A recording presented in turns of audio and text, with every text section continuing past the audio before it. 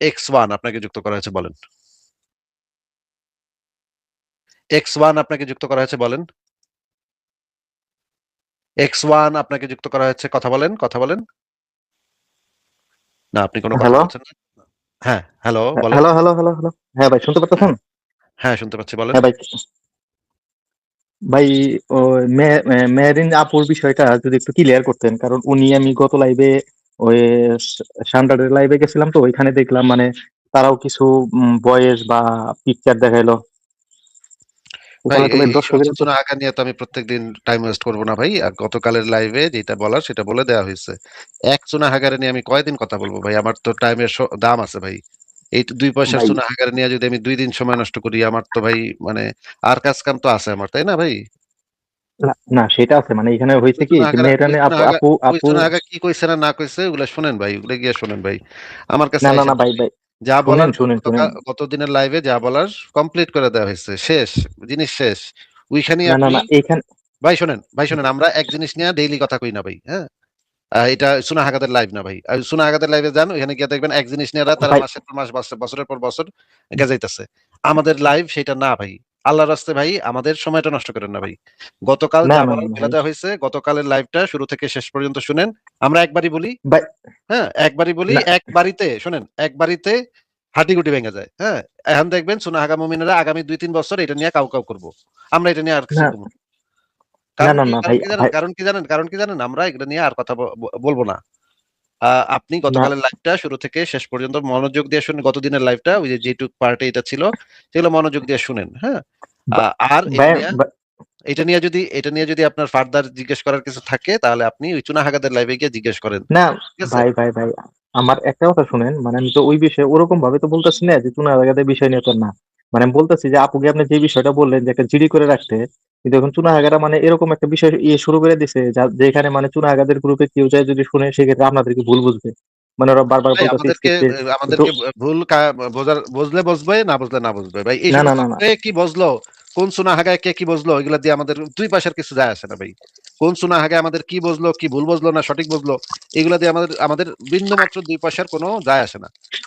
এই সমস্ত চুনাহাগা, 2 পয়সার চুনাহাগা, 2 পয়সার মানে মুমিন, মাদ্রাসা মাদ্রাসা থেকে উঠে আসা, মানে মানে পাছা চুলকাইতে চুলকাইতে মাদ্রাসা থেকে উঠে আসা মুমিন, এগুলো নিয়ে আমরা মানে টাইম ওয়েস্ট করবো কেন ভাই? আমরা আমাদের ভাই টাইমের দাম আছে না? আপনি মানে আমার তো টাইমটা ওয়েস্ট করতেছেন। ভাই, সেটা বিষয় আছে, আপনি কারণ কারণ হ্যাঁ ভাই। গতদিনের লাইভটা আপনি দেখেন, গতদিনের ভাই, লাইভে গরুর সবকিছু আনতে শেষ করে প্রচুর দেওয়া ব্যাড হয়েছে। ব্যাড। না ভাই, আমি দেখছি, আমি ওদের একটা ওই মানে যে যে মানে প্যানেলটা ছিল না, ওইটা দেখে আমি ভিডিওতে ভিউ করছি। এখন ওইখানে দেখার পরে দেখতেছি যে এরকম উল্টাপাল্টা কথা বলতেছে। কিন্তু উল্টাপাল্টা কথার মধ্যে মোমিনদের মাথায় কি ভাই কিছু নাই নাকি? কারণ ওই যে আপু যে কথাগুলো বললো যে ভাই 300 টাকা দিচ্ছে, এক্স ও ভাই ওই এক্স ভাই লাইভের এক্স মধ্যে। ভাই এক্স ভাই, আপনার যেটা মনে করার ইচ্ছা লাগে, মনে করতে মন চায়, আপনি মনে করেন গা ভাই। আল্লাহর রাস্তে সেটা মনে করেন, হ্যাঁ? আর কে কি ওকে মনে ওকে। করলো সেটা আমার এসে বলন লাগবে না ভাই, হ্যাঁ? কে কি ভাবলো এটা শুনে নাস্তিকদের কে কি ভাবলো না না ভাবলো, এগুলো আপনার চিন্তা করানো লাগবে না ভাই। আমাদের এগুলা দিয়ে কিছু যায় আসে না। এই সমস্ত 2 পয়সার সুনাহাগা মুমিন কি লাইভ করলো কি কইলো, এগুলো দিয়ে আমাদের কিচ্ছু যায় আসে না। আমাদের যেটা বলা সেটা আমরা বলে দিছি। আমার কাছে একটা মেয়ে এসে বলছে যে তাকে নানাভাবে ব্ল্যাকমেইল করা হয়েছে, তাকে নানাভাবে ট্র্যাপ করা হয়েছে, তাকে দিয়ে ইসলাম কবুল করানো হয়েছে, নাটক করা হয়েছে, ইসলাম কবুলের নাটক বানানো হয়েছে, যে সে ইসলাম কবুল করতেছে, বায়াত নিতেছে। এইগুলা সব টোটাল পুরা জিনিসটা ছিল নাটক, তাদের সাজানো নাটক। এইগুলা সেই মেয়েটা গত লাইভে এসে একদম খুব পরিষ্কার ভাবে বলে গেছে, এবং তার মাও যুক্ত হয়েছিল, এবং ওই মেয়েটার পরে আরেকটা মেয়ে যুক্ত হয়েছিল, এবং ওই মেয়েটার পরে আরেকজন মুমিন যুক্ত হয়েছিল ফুয়াদ নামে, সেও একই কথা বলে গেছে। এখন যদি আপনার যদি কোনো কিছু মনে করতে মন চায়, ভাই আল্লাহর রাস্তায় গিয়ে মনে করেন গা। আপনার না কি না অন্য না না কোনো বিষয় কিছু বলার আছে? না ভাই, আসাদ ভাই আসবে নাকি আজকে? ঠিক আছে ভাই, বিদায় জানাচ্ছি, ভালো থাকেন। পরের জনকে যুক্ত করি। তালহা শেখ আপনাকে যুক্ত করা আছে, বলেন। জি ভাই, কেমন আছেন? ভালো আছি, আশা করি আপনি ভালো, বলেন। আচ্ছা ভাই, আমার একটা সাজেশন দরকার ছিল। কালকে লাইভটা দেখলাম পুরা। মেহেদী নেসার সাথে যে ঘটনাটা ঘটলো, ওটা তো ওদের বোন, ও তো মুসলিমই মমিনা, কিন্তু আমরা তো অ্যাথিস্ট। ওদের সাথে যদি এমন করে, তাহলে আমাদের সাথে কেমন করবে? তো আমরা কিভাবে সেফ আচ্ছা, সেফ আবারও থাকতে পারি? আবারও মেহেরুন নেসা, আচ্ছা। মেহেরুন নেসা আহ মেহেরুন নেসা ইসলাম কবুল করেছে বা মুসলিম হয়ে গেছে, আবার মুসলিম হয়ে গেছে, বা তার কতটুকু কি ছিল আমি জানি না, এর সম্পর্কে আমি কিছুই জানি না। আমার লাইফে বোধহয় 2-1 বার যুক্ত হয়ে আমার গালি টালি দিছিল, এরকম কিছু একটা যতদূর মনে পড়ে। এ একে তো আমি তো দেখতেছি একে গাইলা খুব নোংরা ভাবে গালিগালাজ করা হচ্ছে, খুবই বাজে ভাবে, এবং তার মা বাবা সহ খুব গালিগালাজ করা হচ্ছে। এটা তো ঠিক না, একটা মেয়েকে এইভাবে অনলাইনে মানে নোংরা ভাবে তার বাপ মাকে শুদ্ধা গালিগালাজ করাটা তো ঠিক না ভাই। আমি শুধু এইটুকুই বলতে পারি যে এই কাজটা ঠিক না। এটা অনলাইনে মানে মানুষের যেই আহ, কথা বলার যে স্কোপটা আছে সেই স্কোপটাকে মানুষের বাজেভাবে ব্যবহার করাটা উচিত না। এইটা একটা মানুষের স্কোপ, এবং এইখান থেকে একটা মানুষের চিন্তা ভাবনা, রুচি এগুলা বোঝা যায়। এই মেয়েটা কোনো আমাদের কারোর কোনো ক্ষতি করে নাই, কোনো খারাপ কিছু করে নাই। তাকে এইভাবে তার মাকে শুদ্ধা গালিগালাজ করা হচ্ছে, 300 টাকার কি কি জানি এগুলা বলতেছে, খুবই নোংরা নোংরা এগুলা, মানে কল্পনাতীত নোংরা কথাবার্তা বলতেছে। এইগুলা যারা বলতেছে তারা তো বোঝাই যাচ্ছে যে তারা মুমিন, নবী মোহাম্মদ, লুচ্চা নবী মোহাম্মদের আদর্শের অনুসারী। এটাই তো হবে, তারা হচ্ছে এই কাজই করে। একটা মহিলা ছিল, ইসলামের ইতিহাসে একটা মহিলা ছিল উম্মে কিরফা নামক একটা মহিলাকে এই যে মোহাম্মদের যে পালক পুত্র জায়েদ, সে একেবারে দুইটা ঘোড়া, দুই পা বাইধা, বা দুইটা উট দুই পায়ে বাইধা দুইটা উটকে চালাই দিছিল, এবং তার বডিটা পুরা 2 খণ্ড হয়ে গেছিল। মানে এদের কাছে, এই মুমিনদের কাছে কোনো মানুষ নিরাপদ না, এমনকি তাদের নিজেদের মতের মানুষ পর্যন্ত নিরাপদ না। তারা নিজেদের মতের মানুষকে পর্যন্ত এই রকমের নোংরা গালিগালাজ, নিজের ধর্মের বোন, হ্যাঁ, নিজের দিনই বোন, তাদেরকে পর্যন্ত এই রকমের নোংরা মানে গালিগালাজ করতে পারে। এটা তো কল্পনাতীত। তালহা শেখ, আমি এই বিষয় নিয়ে আর বেশি কথা বলতে চাই না। আপনার যদি অন্য কোনো বিষয় আলোচনা থাকে তাহলে বলেন। জি, আমার একটা প্রশ্ন ছিল। এটা আসলে আমার প্রশ্ন না, এটা আমার এক মুমিন ভাইয়ের প্রশ্ন। ভাই তো না, বন্ধু আর কি। ওর প্রশ্ন হচ্ছে যে এই যে তোরা এমন মানে বাহাত্তর হুটুর বলিস, আমাদের নাকি বাহাত্তর হুটু দেবে, এগুলা কি আসলে কোরআন কিংবা সহিহ হাদিসে আছে কিনা? কোরআনে তো পরিষ্কারভাবে বলা আছে উন্নত বক্ষা হুরিদের কথা বলা আছে, মানে বড় বড় স্তনের হুরি দেওয়া হবে, এটা বলা আছে। তাদের যে বড় বড় স্তন থাকবে, এটা কোরআনে খুব পরিষ্কারভাবে বলা আছে, আপনাকে আমি তাহলে দেখাচ্ছি। এবং হাদিসে ওই জি। যে 72 হুর এবং অন্যান্য বিষয়াদি হাদিসের ভিতরে আছে। কোরআনে যেটা বলা আছে যে সমবয়স্কা তন্নি, মানে উঁচু স্তনের ইয়া থাকবে আর কি, গোলাকার স্তনের। প্রথমে আমরা মাদানী সাহেবের, সৌদি আরবের একজন প্রখ্যাত আলেম, সালাফি আলেম, ওনার বক্তব্যটা শুনি, শোনেন। এবং আতনাবা এবং নব্য যুবক সমবয়সিকা নব্য যুবতী তাদের জন্য রয়েছে। হুরে ইন, সমবয়সিকা নব্য যুবতী তাদের জন্য রয়েছে। এই তো ভাব অর্থ করলাম, কিন্তু শাব্দিক অর্থগুলি বলে দিই। কাওয়াইদ, কাবাতুল নির্ভবচন, কাবাতুল নির্ভবচন হচ্ছে কাওয়াইদ, তো বা কাইবাতুন। তো এই কাফ আইন বা এর মানে হচ্ছে কোন উঁচা স্থান। কোন উঁচা স্থান কি বলা হয়? কাব বলা হয়। এই জন্য কাবা ঘরকে কাবা ঘর বলা হয়। কাবা ঘর কেন বলা হয়? কারণ এই ঘরটা কত উঁচা, এখন অন্যান্য ঘরের তুলনায়। যেই সময় কাবা নির্মিত হয়েছিল, আর যখন মক্কাতে অন্যান্যদের ছোট ছোট কোণে ঘর ছিল 1400 বছর আগে, তখন কাবার যেহেতু উঁচা, এরকম ঘর ছিল, কত উঁচা দিয়ে দিচ্ছেন না? জি হ্যাঁ, এই যে কাবাকে কাবা বলা, এটা একটা দিক। দ্বিতীয় দিক, কাবা মর্যাদার দিক থেকে এটা হচ্ছে সুউচ্চ ঘর। মর্যাদার দিকে এটা হচ্ছে সুউচ্চ ঘর, সেজন্য কাবাকে কাবা বলা হয়। আচ্ছা, আমাদের টাকনাকে কি বলা হয়? এই কাব বলা হয়। জানা আছে না? কেন টাকনা কোনটা? এই যে পায়ের দুই সাইডে যে উঁচা হাড়ি, এই সাইডে বেড়ে আছে, আর এদিকে দুই সাইডে যে উঁচা হয়েছে। আপনার ডান দিকে বাম দিকে দেখবেন, যখন উজু করছেন, উজুতে কতটা পা ধুইতে হবে, আল্লাহ বলছে আরজুলাকুম ইলাল কাবাইন, তোমাদের পাগুলিকে ধৌত করো।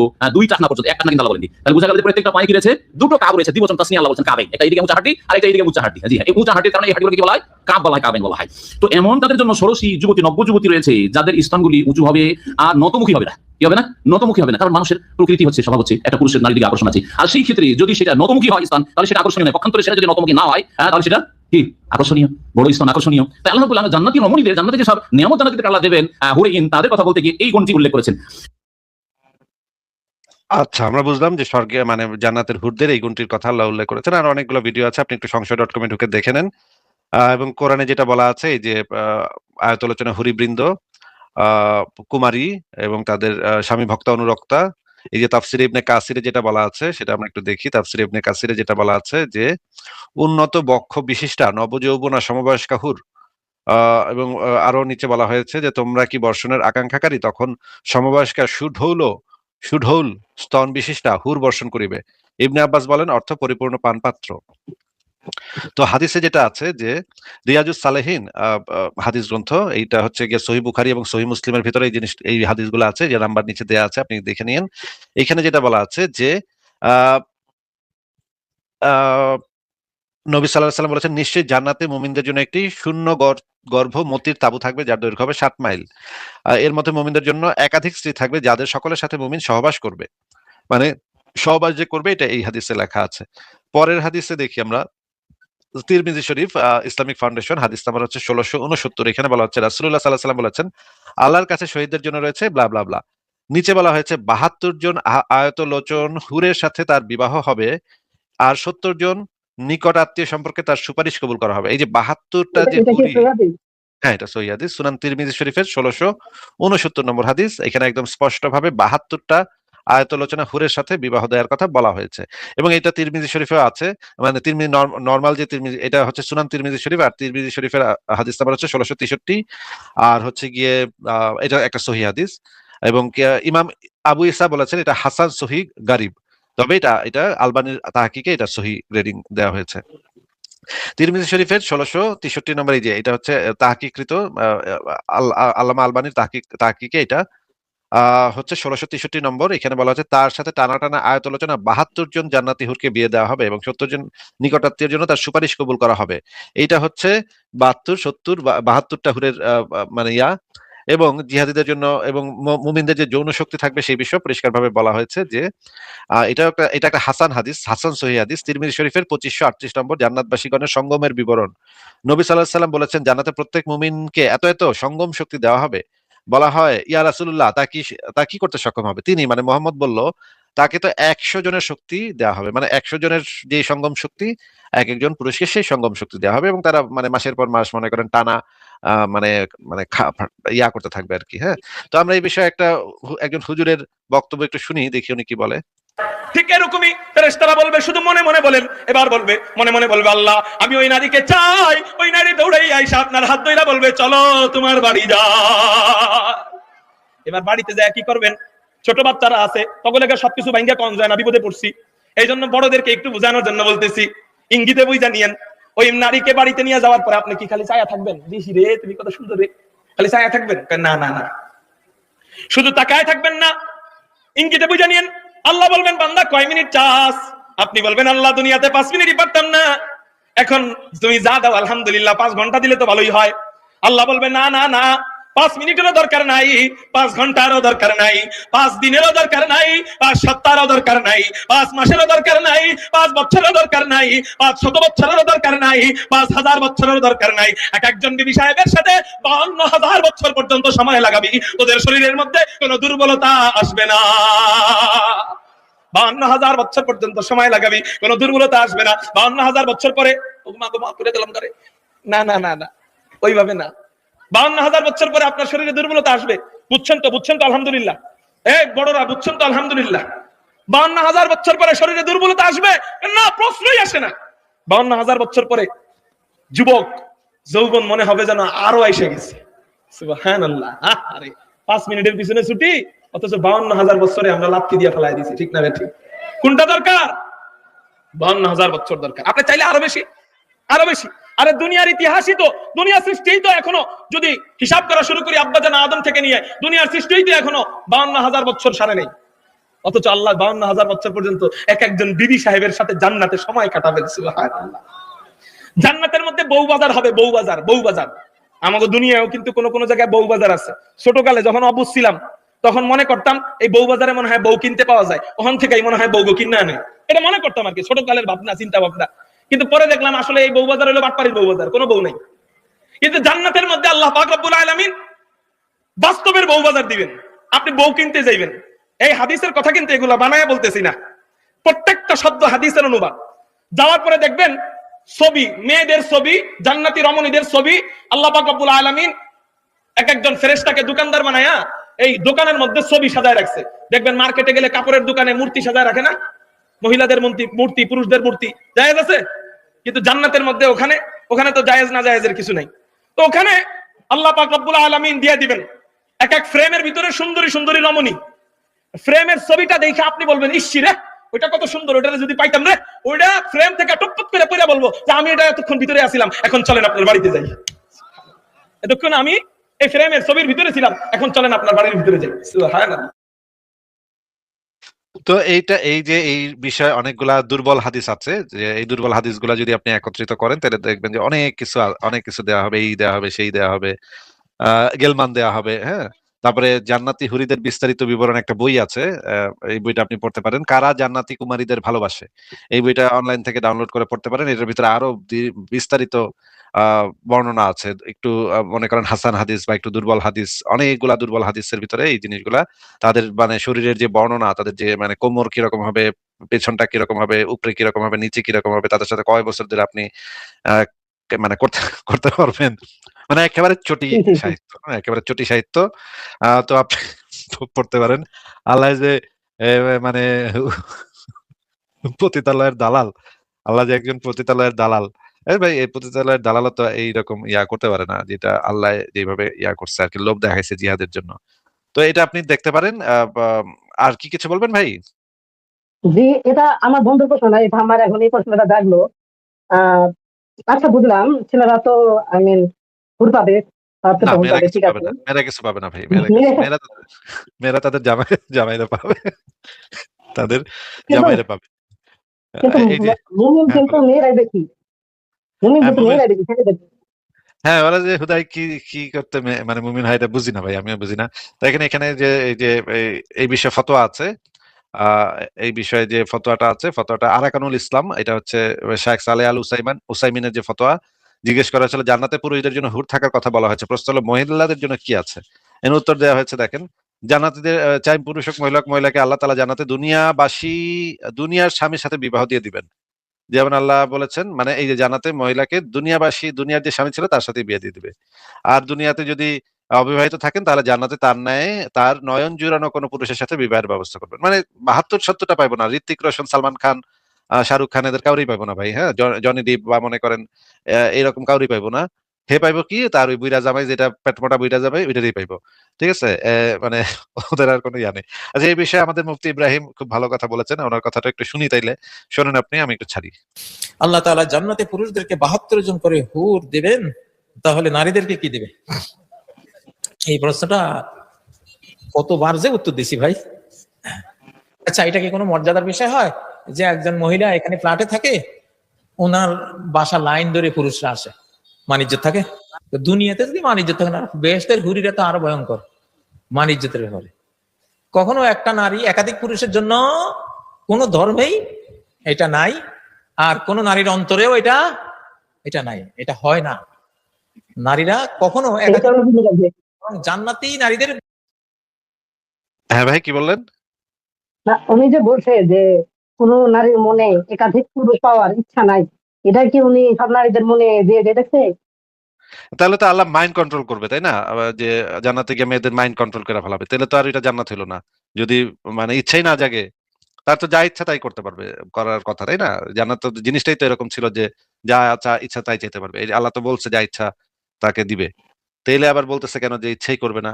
মানে আর কোন মহিলার কি ইচ্ছা করবে এটা তো তুই করে দিবি না, এটা ওই সে বুঝবো। এরকম তো হইতেই পারে এক মহিলার মানে আল্লাহরে ভাল লাগছে বা মানে মোহাম্মদ রে ভাল লাগছে, হ্যাঁ, বা মনে করেন জনি ডিপরে দরকার, বা মনে করেন সালমান খানের দরকার, এন্ড কি দিব না? না, এরা তো কিছুই পাবে না।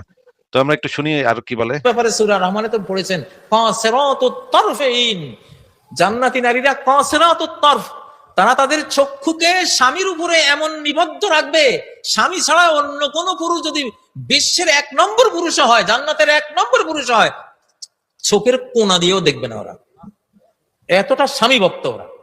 আল্লাহু আকবার। এটা এটা হবে না। পুরুষরা যাবে, পুরুষ হলো ভ্রমরের মতো, ও হাজার ফুলের কাছে যায়, এটা তার স্বভাব। কিন্তু নারী যারা, ওরা ফুলের মতো, ওরা কারো কাছে যায় না। সৃষ্টিকর্তা বানাবার সময় এইভাবে বানিয়েছেন, এটা নিজের নেচার। জন্য তো হুর থাকবে, নারীরা সেই ক্ষেত্রে জান্নাতি রমণীরা, জান্নাতে যে সমস্ত নারীরা যাবেন তারা সেখানে এই ধরনের কি পাবেন? প্রিয় দর্শক, এই প্রশ্নটি এবং এই বিষয়টি নারী এবং পুরুষের যে সৃষ্টি তত্ত্ব, সেখানেই আল্লাহ পাক রব্বুল আলামিন পুরুষের ফিতরাতের মধ্যে পুরুষের স্বভাবগত যে বৈশিষ্ট্য, সেখানে একটি বৈশিষ্ট্য রেখেছেন। তার বিপরীতে নারীত্বের মধ্যে স্বভাবগত যে বৈশিষ্ট্য আল্লাহ পাক রব্বুল আলামিন রেখেছেন, সেটি হলো কোনো সম্ভ্রান্ত নারী পৃথিবীর, সে কখনোই একসঙ্গে তার উপর একাধিক পুরুষের আধিপত্য বা একাধিক পুরুষের সাহচর্য একজন সম্ভ্রান্ত নারী কখনোই পছন্দ করে না এবং এটাকে সে মেনে নেয় না। বরং একজন প্রকৃত সম্ভ্রান্ত নারী একই সঙ্গে একাধিক পুরুষের তার প্রতি আকর্ষণ বা একই সঙ্গে একাধিক পুরুষের অধীনস্থ হওয়াটাকে নারীত্বের চরম অবমাননা এবং কলঙ্ক হিসেবে গণ্য করা হয়। কাজী সেই হিসেবে জান্নাতের মধ্যে যারা জান্নাতি নারী হবে, তারা তো অবশ্যই অনেক সম্ভ্রান্ত, অনেক উন্নত চিন্তার অধিকারিণী হবে। তারা কখনোই এমন বিকৃত রুচি সম্পন্ন হবে না যে তারা আল্লাহ রাব্বুল আলামিনের কাছে মানে একাধিক চাওয়া মানে বিকৃত রুচি, তাই না? বুঝলাম আমরা, একাধিক একসাথে এতগুলা চাওয়া এটা হইতেছে বিকৃত রুচি। তো সে কিন্তু মানে বইলা দিল যে মুসলিম পুরুষরা হইতেছে আসলে বিকৃত রুচির, সে কিন্তু আসলে এটাও একই সাথে বলে দিল। এই ভিডিওটা অনেক বড়, আমি তাহলে আর দেখাইলাম না, আপনি দেখে নিতে পারেন সংশয়.com ঢুকে, জ্ঞানকোষ পাতাতে আছে। তালহা শেখ ভাই, আপনার কি আর কিছু বলার আছে? জি, এই হুজুর তো এনার নাম বোধহয় কি জানি ভুলে গেলাম। ইনি তো নিজের কথা নিয়ে কট খেয়ে গেল। তিনি যে বললো কর্তৃত্ব, তার মানে কি ইসলাম নারীদের উপর পুরুষদের কর্তৃত্ব দিছে? তো নিজের কথা নিজেই ধরা খেয়ে গেল। হ্যাঁ, সেটা তো দিচ্ছে, কিন্তু জান্নাতে তো কর্তৃত্ব থাকার কথা না। জান্নাতে তো যে মানে সবাই থাকার কথা, রাজা বাদশা থাকার কথা। কিন্তু জান্নাতে গিয়ে দেখা যাচ্ছে যে পুরুষেরই কর্তৃত্ব থাকবে, নারীর সেই কর্তৃত্ব থাকবে না। মানে না, মেয়ে মানুষ পৃথিবীতেও বাটের উপরে, জান্নাতে বাটের উপরে। ঠিক আছে ভাই, তালহা ভাই, তাহলে আপনাকে আজকে আমরা বিদায় জানাই। জি। ঠিক আছে, ভালো থাকেন। তাহলে আপনাকে বিদায় দিলাম, পরে আবার কথা হবে আপনার সাথে। পরের